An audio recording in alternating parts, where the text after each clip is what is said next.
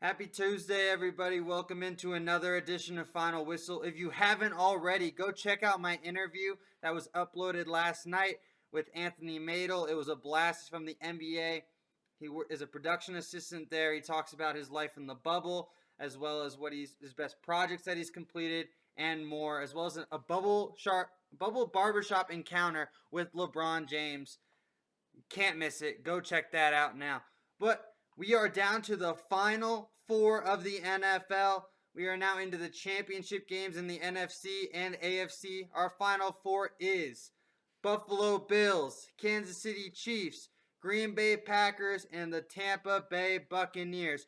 I'm going to give you my reaction to all four games as well. Then we're going to drop into a little bit of NBA, especially what's clicking there in Brooklyn between James Harden and Kevin Durant. And I'm going to give you a hot take that Kevin Durant's not going to just win one award this year. He's going to win two. So stay tuned to that. Let's get started. But with the first matchup that took place in the NFL, Green Bay took down the Los Angeles Rams 32-18. The game never really seemed in question. The Rams would make spurts here and there, get it within one score, but they never really seemed like they were going to get over the hump and take that lead.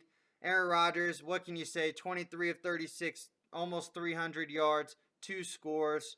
Aaron Jones had 99 yards and a score. Just an absolute domination offensively against that highly potent and highly stout Rams defense. Jalen Ramsey really didn't have any answers for Devontae Adams. He also had a score there as well. As for the Rams offensively, Cameron Akers was the real bright spot, 90 yards on the ground and a score. What do I take from this? Well, everyone has to go through Lambeau. We already assumed that was going to be the case, but now it's official with them hosting the NFC Championship game on Sunday. Going to be a real interesting scenario there, especially with now Green Bay's defense has really turned the corner the second half of the year, and they carried that into this past weekend, only holding the Rams to 18 yards. Jared Goff, he was efficient, 21-27, but he only had 175 yards throwing the football. Really impressed by Green Bay. They're going to be a real tough out this weekend against, who are they going against? Tom Brady and the Tampa Bay Bucks. The Bucks got it done. I told you guys. I ended up going 4 for 4 on my picks, as well as on the spreads as well. I had a great weekend in regards to the sports betting aspect. But again, Buccaneers won 30-20. It wasn't really Tom Brady that got it done. It was that Tampa Bay defense. They caused 4 turnovers, and that was ultimately the difference. They ended up taking down New Orleans 30-20. Tom Brady was pedestrian, 18 of 33, 199 yards, 2 touchdowns. It wasn't really the offense that carried the weight. It was the defense with those interceptions. 3 interceptions on Drew Brees, as well as a fumble by Jared Cook. And story of the game, player of the game, Devin White had an interception as well as a fumble recovery. He was all over the field. He was talking trash at the benches of New Orleans and talking trash at players of New Orleans, talking trash at his own guys. It was fun to watch. I thought he was going to be a major difference maker, and he was the player of the game without question, in my opinion. He was absolutely electric. Todd Bowles, kudos to him, called a hell of a game. Blitzed on 2/3 of possessions, made sure that New Orleans was not going to be able to force the ball down the field, and they didn't. They did not even attempt a pass over 20 yards by Drew Brees. The only attempt that was over 20 yards was a trick play, and Jameis Winston was the quarterback there. So Drew Brees did not attempt a ball 20 yards down the field. Question is, will he retire? It's going to be very debatable, but I cannot really see him at the moment coming back. It looked like there was a lot of emotion coming out of him as that game ended, as he walked off the field, as he looked around in New Orleans for potentially the last time, and I think it probably will be his last time. Drew Brees, going to be a first ballot Hall of Famer, was one of the greatest quarterbacks to do it, especially coming off of a potential catastrophic injury when he was released from, they were then the San Diego Chargers, but now the Los Angeles Chargers. New Orleans took a chance on them, and wow, he took them to a Super Bowl. Nothing more that you can say. He was absolutely phenomenal. He's first and second in so many categories with Tom Brady in passing history. In quarterback history, you can't say anything else but him being extraordinary. But 3 interceptions, and that may loom large to whether or not he's going to make a decision. He has said it's not. It's still up in the air. Of course, it's going to come down to the wife. That's how it usually comes down to when you're making these tough decisions about retirement. But I don't see him coming back. It's going to be real unfortunate. And New Orleans may be in a real pickle for the next couple of years trying to figure out how to get back into the NFC prominence if Drew Brees is not there. In other news, Michael Thomas just had he's going to have 2 surgeries on his ankle. He played through it. Again, as that was broke, he thought it was going to be potentially Drew's last run, and he wanted to help him get a championship, and he was playing through extraordinary pain. Kudos to Michael Thomas. He wasn't really a factor, though, at all on Sunday, and you could see that he was not able to get the separation, and it was affecting him in his entire game. Dropped a couple balls as well that he usually catches. So, again, kudos to Tobbles and that Tampa Bay defense. They were the huge difference makers, helped Tom Brady reach the NFC Championship and the 30-20. And this is a Week 6 matchup. Again, that happened earlier in the year, and Tampa Bay absolutely dismantled Aaron Rodgers. Aaron Rodgers only had 5 interceptions all season. 2 of them were in that game against Tampa Bay. It's going to be a real focal point to see how the Packers are going to be able to attack this Tampa Bay defense who try to keep your quarterbacks off balance. They bring pressure. They make sure they challenge your wide receivers and dare you to make plays in tight coverage and tight windows to make all the throws. Is it going to be a completely different game, in my opinion? Yeah, because I think you have 2 completely different teams, honestly. Tampa Bay, that was basically their best defensive performance all year, and they haven't really showcased that ability. They did showcase the ability this past weekend to create those turnovers. And then, again, Tampa Bay's offense has been a little bit different now. They've started to figure it out with Antonio Brown now being back in the mix since Week 9. They're taking strides. But the Packers' offense has been completely different too. Aaron Rodgers is taking his game to a whole nother level. Again, he's going to be the MVP. It's not even a question. So definitely going to be a unique matchup. So let's jump to the AFC. That's going to be also another Week 6 rematch where Kansas City took down Buffalo. But let's recognize how they got there. Buffalo ended up taking down Baltimore 17-3. Baltimore's offense, and it turned out to be a defensive slugfest. Only 13 points combined scored by the offenses and 7 points scored by the defense. And that was really the difference that took place in the third quarter. It was 10-3. Lamar Jackson got it down to the red zone where he had not thrown an interception at all in his career. He ended up throwing a 101-yard interception return for a score by Taron Johnson. And that ended up being really the real difference point. Happened at the end of the third quarter with about under a minute left. It completely turned the tides of that game. That next possession, Lamar ends up getting hurt, out with a concussion the rest of the game. And after that, it was all she wrote. But really surprising how defensive-minded the game was. There was significant missed kicks, too, on special teams. Justin Tucker, who never misses, most accurate kicker in football statistically, missed 2. As well as Bass on the other side for Buffalo, he missed a couple kicks. So, again, the wind was really a factor. We thought there was going to be a potential chance of snow. Never really took place. And the issue really there was the wind. And it really affected the passing game. Lamar ended up finishing 14 of 24, 160 yards and an INT. Josh Allen, 23 of 37, 206 yards and a touchdown pass. But it really never was in question. Stephon Diggs has been the real difference maker for Buffalo this year. He had another 100-yard game and a touchdown. And I think that's been the real evolution that's helped Josh Allen take that next step. Yeah, Brian Dable has really controlled Josh Allen and put him in the best situations for success, throwing early on first downs, and his accuracy has improved.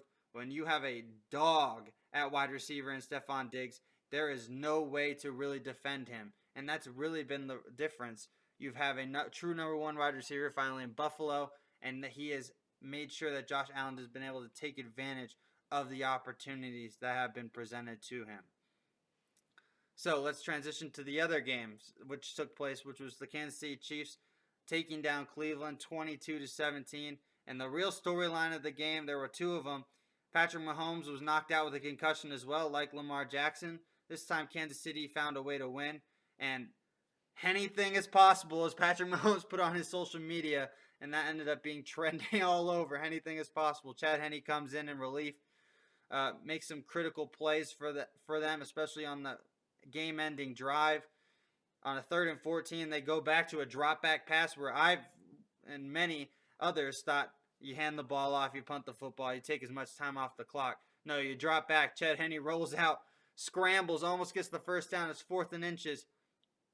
All right, then you can maybe try and draw him offside. You're not going to run a play here. Cleveland didn't think they were going to run a play here. Cleveland was ready to get back on the field and show that they had the opportunity to be successful. Instead, what happens? Chad Henne runs a rollout pass to the right. Tyreek Hill beats his man, and you complete a 5-yard quick out to seal the game and end it. Again, Kansas City holds on 22-17. But I really think the real storyline here is that many people doubted the Cleveland Browns, and they're here to stay, and they're going to be legit. Even though, as we said, that they need to keep this game close and have an opportunity, we're going to have an opportunity to potentially have the game. And was Chad Henne and Andy Reid and Eric Bieniemy made the ballsy call of the year to go for it. Mayfield, how'd he do? 23 of 37, 200 yards, a touchdown, and an INT. Nick Chubb, 69 yards. Rashad Higgins, 88 yards receiving. They were able to control the game. They controlled the tempo. That's what they were going to have to do to have a chance. And even it helped out with Cleveland's defense, too, taking time off the clock, not making sure that Kansas City was having real quick offense. They were forcing Kansas City to work their way down the field, which really shortened the game to help Cleveland stay in it and give them an opportunity. Again, holding Kansas City to field goals. They did everything they could right besides that 4th down where Andy Reid he made a call that he was winning, that he had already won the Super Bowl. I've already won a Super Bowl. I'm going to make the call to help my team win the game. I'm going to do it. Simple as that. If you're not a Super Bowl winning coach, you probably do not pull that trigger and go for it. You punt that ball and you make Cleveland go all the way back down the field and score a touchdown to beat you. But again, real interesting how these games turned out. We all thought these would potentially be more high-scoring games than they actually were. Defenses came to play in both AFC games, but Kansas City comes out on top. Now the real question will be, can Patrick Mahomes be able to play on Sunday? That is still up in the air. There were reports today by Adam Schefter that said he made significant strides, but he's still in concussion protocol. And Dan Graziano also reported today how the protocol works. You need to go through a 5-step process, and you really don't know if he's going to be able to play until Sunday, usually around warm-ups, because if he has any setbacks whatsoever, even if he completes all 5 steps and he's cleared, if he has a setback right before kickoff, he has to go back all the way to the first step and complete those 5 steps again, which will rule him out. What am I going to guess, though? He'll be out there on that football field. He will do everything in his power, and the Chiefs organization will do everything in their power to help him get on that football field on Sunday to play the Buffalo Bills. Another Week 6 matchup where Kansas City controlled that game and ended up winning up in Buffalo. Instead, this is going to be at Arrowhead. And again, as well as Packers-Tampa Bay. The Packers-Tampa Bay game was in Tampa. Now it's in Lambeau. Completely different games. Buffalo is a team that hasn't lost since the Kansas City game. Well, they have lost, but I really don't count it because it was a Hail Mary where they lost, and they had that game won if they just knocked the ball down. They're really basically undefeated going into this game since losing to Kansas City. And again, Kansas City has been playing close games now all year. They're just finding ways to win. And I'm telling you right now, if Patrick Mahomes is unable to play, they're not going to be able to beat Buffalo. They're just not going to have enough. You're going to have all the weapons, but is Chad Henne going to be able to exploit the weapons? He threw a duck interception on a prevent defense where he could have just checked it down for 15, 20 yards. Instead, he throws a duck into the end zone, overthrows his guy by 15 yards for a touchback interception. So it's going to be really interesting to see how these games turn out. You got 2 great matchups now with Packers and Tampa, Aaron Rodgers versus Tom Brady, where everyone just needs to understand this is their first matchup ever in the playoffs, and you just need to sit back and enjoy the moment of watching two of the greatest to ever do it. Because I think Aaron Rodgers is the most talented and best thrower of the football I've ever seen in person, and Tom Brady is the definition of the GOAT and the greatest winner at the quarterback position. So you're going to see two of the best duke it out. And on the other side, you have Patrick Mahomes, if he's able to play, one of those rising stars, and he is right now the dude in the NFL. Between him and Aaron Rodgers, it's not even a question. Then you have a rising star out of Buffalo, who's a guy from Wyoming, and Josh Allen. So great kudos to these guys. You're going to have great opportunities to see here what these four teams are made of. So let's transition now to a little bit of some NBA. Last night, the Brooklyn Nets took down the Milwaukee Bucks, in which was the game of the night without question, 125 to 123. Kevin Durant, what can you say? He's been absolutely spectacular this year. I'm just going to run you through some numbers. He's averaging just over 30 points a game. He's shooting 54% from the field, 48% from the three-point line, and he's 88% from the free throw line. Are you kidding me? The guy's coming off of a torn Achilles. Again, a torn Achilles, and he is absolutely putting the NBA on notice that, hey, I am back and I am still that dude. He's easily going to be comeback player of the year. And this was my bold take that I was going to tell you guys that I've already made earlier in the year. He will be the MVP. He will. He's an unstoppable scoring force. And if he just plays a little bit of defense here and there and he gets his assist and rebound numbers around 5 to 6 each, he's going to be the MVP. It's not even going to be without question. He has been that dominant this year. Just so absolutely fantastic. Kevin Durant, the MVP. That was my bold take. But the real question is, how is Kyrie Irving going to blend into this squad? James Harden, he has, and especially in these two games back with Kevin Durant, these guys have really taken upon themselves to take over this team. Harden last night, he had 34 and 12. He was absolutely a stud. 34 points, 34 points and 12 assists, excuse me. But again, what a phenomenal matchup. And this was a real standard for Brooklyn to see where they were going to be. Again, I thought they are now the front runner to make the NBA Finals and out of the Eastern Conference. Will they win? That's a great question. But as we mentioned earlier last week on my show, if they do not make the finals this year or win a championship in the next 2 years, the New York fan base will start overreacting and start panicking. And they will come at you. They're a ruthless fan base. And they don't care. They know how the Paul Pierce, Kevin Garnett trade went. Yeah, they were older when that trade was made with Boston, but still, that's immediately what they're going to go back to. So you need to ensure the greatness there. Will Kyrie Irving be able to blend in? Because right now the chemistry is going really well and Kyrie's really at a hindrance right now with him missing these past 7 games and not being able to really accumulate himself with Harden and Durant on the court at the same time. How are you going to attack this problem? I think that you're going to have to stagger them. You have 3 ball-dominant players, especially in Harden and Kyrie. A lot of their game is based off on having the ball in their hands and being able to dribble and create, if that means they're going to create for others or create for themselves to be able to score.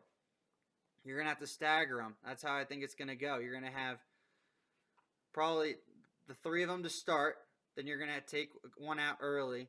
So you can then you'll play with 2. You'll have 2 the rest of the way for the most part. Then again, in the third quarter, you bring all 3 in to start real quick, 4 or 5 minute spurt. Then at the end of the game, you'll have all 3 of them on the court.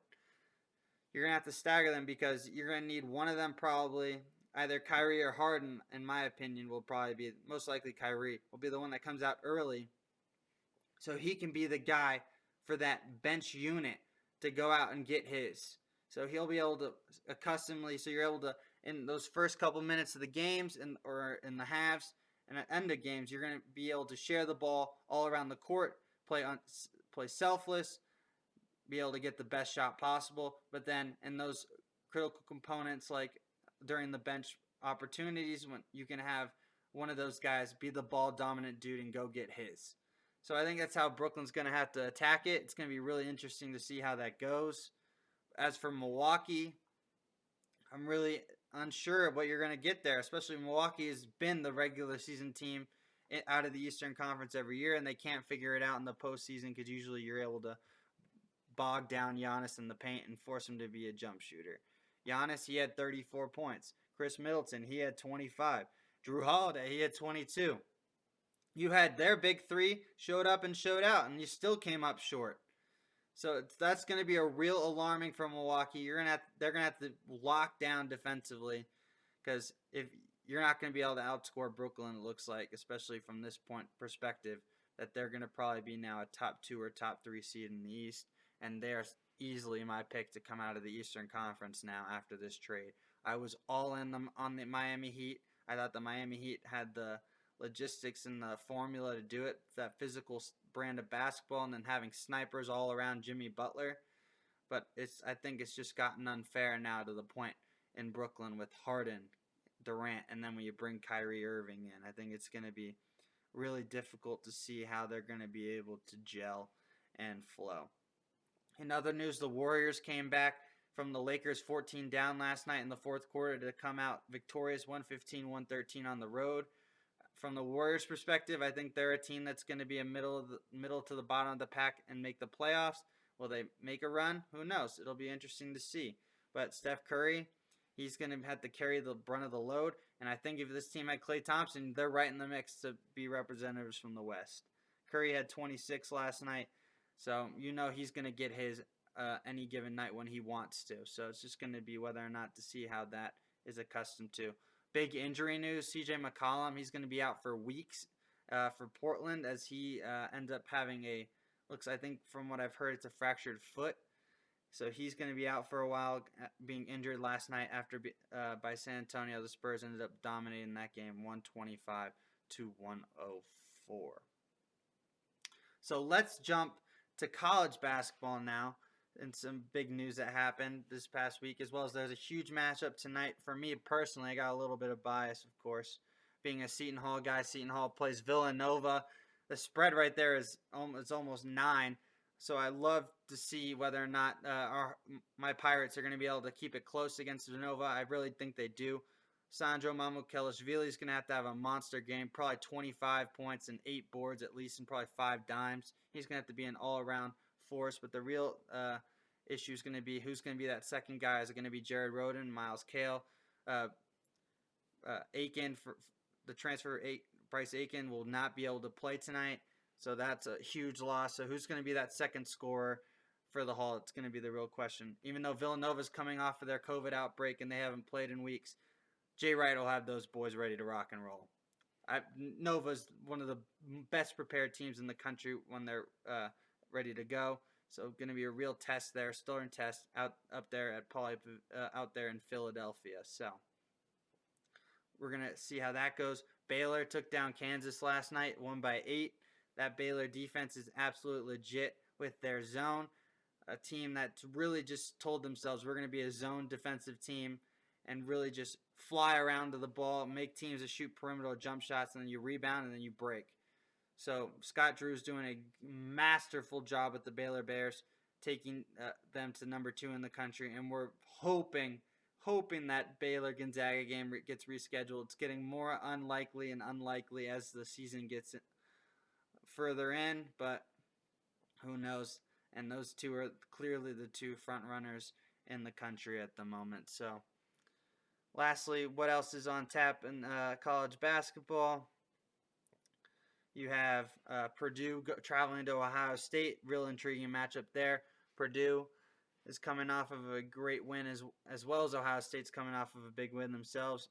Ohio State beat Illinois, as well as Purdue's coming off of a couple good wins at Michigan State, at Indiana, and then versus Penn State. Ohio State traveled to Illinois and beat them there on the road. Michigan, they ended up suffering their first loss this past weekend against Minnesota. This time they're hosting Maryland to try and bounce back. I think they won't have any issues there. Juwan Howard really has them playing hard, and they're playing great basketball camaraderie. I think they just ended up laying an egg, and they ran into a Minnesota team that was coming out with a vengeance, especially after Michigan romped Minnesota earlier in the year, and Minnesota just gave them their due right back at them. One of the surprise teams that's been going on is the Missouri Tigers. They take on South Carolina. I really do like Missouri tonight. They're going to be facing a tough test, though. In a South Carolina team, they're 3-3, but still, they had COVID issues themselves, so they're still trying to get into their fold. And another interesting game, Alabama goes to LSU. This is usually more of a football rivalry, but it's a basketball game today. Alabama 18th in the country, 11-3 against a 10-2 LSU squad. They're both hitting their strides really well. Alabama has won some monster games. They beat Kentucky, Arkansas, Auburn, Florida, Tennessee, just to name off their last 5. And LSU, they've won four in a row as well, beating Georgia, Mississippi, Arkansas, South Carolina. So something's got to give tonight. That's a real pick 'em. It's in Baton Rouge, so pick 'em there. I would probably roll with the Crimson Tide. They have really started to figure themselves out, and they're a real contender to win the SEC. But that was a little bit of a college basketball roundup as well as an NBA, talking some NBA. And then again, the Final Four in the NFL, we have Kansas City, Buffalo, Green Bay, and Tampa Bay. They all played in Week 6 in those two matchups against each other last time. Kansas City was victorious and Tampa Bay was victorious. How's it going to go? We'll see. We're going to have everything broken down on Friday. We're going to be able to have some guests on, and we're going to break down both championship games as well as break down the recent events that's going on in the NBA and college ball. I thank you for tuning in to another edition of Final Whistle. Check me out on Friday. Reminder that you can view Final Whistle on YouTube, Apple Podcasts, Google Podcasts, Spotify, Anchor FM, and more. So thank you again. My name is Blaine Spencer, and that was your Tuesday edition of Final Whistle. Look out for me on Friday. Thanks, everyone. Enjoy the rest of your week.